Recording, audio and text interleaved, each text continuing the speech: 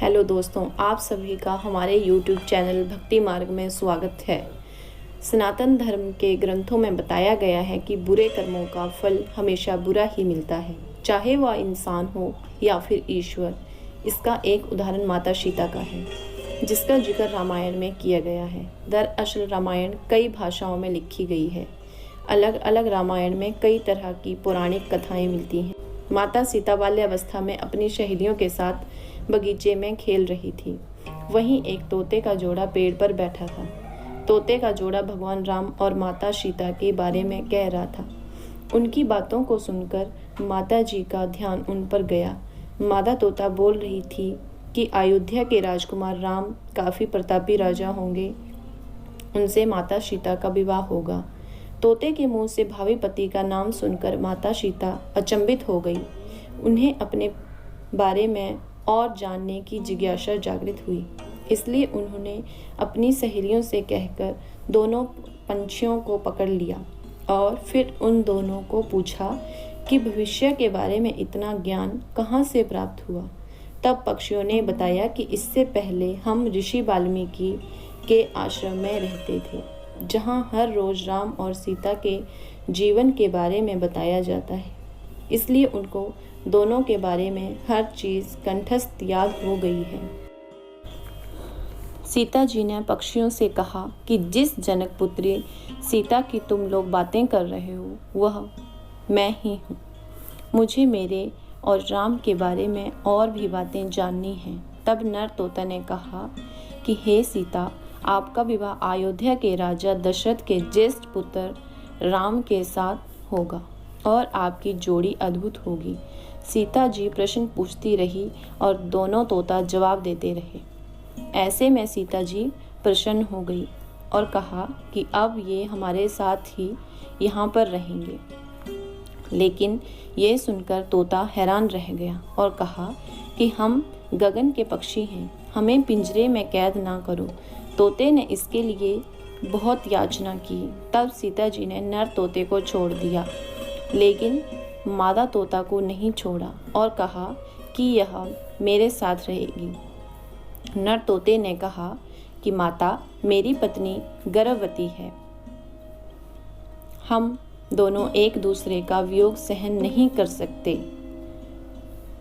लेकिन सीता जी ने उसकी एक ना सुनी।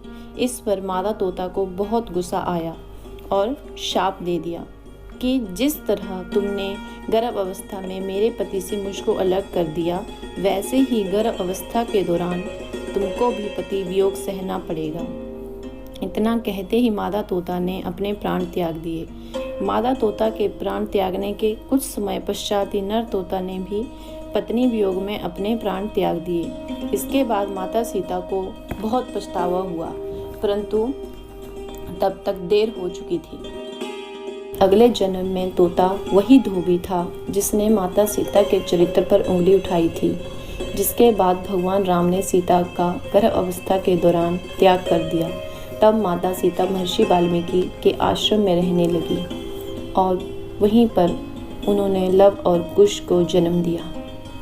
सीता वियोग से जुड़ी और कथाएं भी देखने को मिलती हैं। दूसरी कथा के अनुसार एक बार नारद जी को अभिमान हो गया था कि कामदेव भी उनकी तपस्या और ब्रह्मचर्य को भंग नहीं कर सकता। उन्होंने यह बात अभिमान में शिवजी के साथ श्री हरि को भी बताई। तब श्री हरि ने एक योजना बनाई कि नारद को इस बात का घमंड हो चुका है, जो कि बिल्कुल भी सही नहीं है। इसके लिए उन्होंने माया रची। जैसे ही श्री हरि को प्रणाम करके नारद जी आगे बढ़े, तब उन्हें एक भव्य भवन दिखाई दिया, जहाँ एक राजकुमारी विश्व मोहिनी मंद मंद मुस्कुरा रही थी। नारद जी उसे देखकर मोहित हो गए। यह सब तो एक माया थी। राजकुमारी का रूप नारद जी का तप भंग कर चुका था और नारद जी उस राजकुमारी को पाने की इच्छा से भगवान विष्णु के पास पहुँचे और कहा कि हे प्रभु, आप मुझे अपने श्री हरि का सुंदर रूप दे दीजिए। तब भगवान श्री हरि ने कहा कि हे नारद जी, कहीं ऐसा ना हो कि आप इस रूप को लेकर बाद में पछताएं। दरअसल नारद जी राजकुमारी के रूप को देखकर इस कदर भूल चुके थे कि उनका एक रूप श्री हरि का वानर का भी है और वही रूप नारद जी को श्री हरि ने दिया। तब नारद जी राजकुमारी के स्वयंवर में पहुँचे। तब पूरी सभा वानर वाले मुख को देखकर हंसने लगी और राजकुमारी भी उसके मुख को देखकर हंसने लगी और माला नहीं पहनाई। तब नारद जी ने सोचा कि आखिर ये मुझे देखकर हंस क्यों रहे हैं और राजकुमारी ने भी मुझे माला नहीं पहनाई। तभी भगवान विष्णु सभा में पधारे और राजकुमारी ने उनको माला पहना दी। तब नारद जी को कुछ संदेह हुआ और उन्होंने अपना मुख पानी में देखा और वे वानर वाले मुख को देखकर बहुत क्रोधित हुए और क्रोध में उन्होंने भगवान विष्णु को श्राप दे दिया कि जिस तरह से मैं स्त्री के लिए तड़पा हूँ, आप भी पृथ्वी पर स्त्री वियोग का सामना करेंगे। जब माया का प्रभाव खत्म हुआ तब नारद जी को अपनी गलती का एहसास हुआ। तब उन्होंने श्री हरि से क्षमा भी मांगी। इसी कारण भगवान राम और माता को वियोग का सामना करना पड़ा। ये थी माता सीता और भगवान राम के वियोग की कहानी। इस तरह की पौराणिक और धार्मिक कथाओं को जानने के लिए हमारे चैनल को सब्सक्राइब करें। धन्यवाद।